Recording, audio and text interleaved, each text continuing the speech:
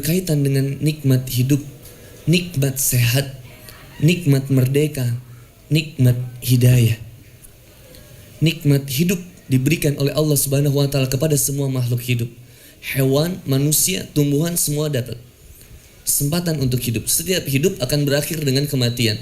Quran surat Al-Mulk ayat 2. Allazi khalaqal mauta wal hayata liyabluwakum ayyukum ahsanu amalan. Orang yang beriman kepada Allah yakin bahwa kehidupan ini isinya dengan ujian. Hidup ini pasti ada masalah, gak mungkin gak ada masalah.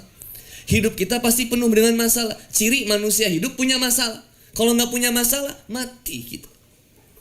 Orang yang sudah mati merasa kemudian dia selesai masalahnya, bunuh diri, kemudian ketika bunuh diri udah nganggap akhirnya nggak ada masalah. Berapa banyak manusia yang banyak hutang kemudian bunuh diri?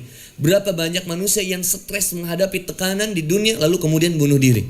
Ia menganggap masalahnya selesai, ternyata ketika di alam kubur ia ditanya, Man Rabbuka?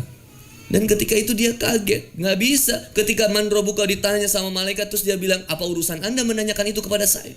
Itu bukan hak Anda menanyakan kepada saya. Nggak bisa. Itu pasti kita harus jawab.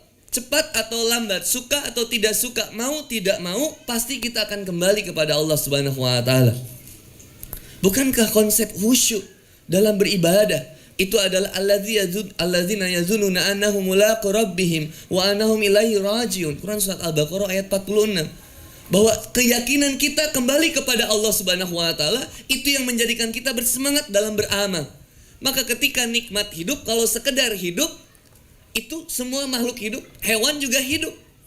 Tapi ada kualitas yang terbaik dari nikmat hidup, yaitu adalah nikmat sehat. Yang dengan nikmat sehat ini kita bersyukur kepada Allah. Hidup kita bersyukur kepada Allah. Masih diberikan kesempatan untuk bertaubat, memperbaiki amal-amal kita. Nikmat sehat diberikan oleh Allah Subhanahu wa taala sebagai kesempatan bagi kita agar maksimal dalam beribadah kepada Allah.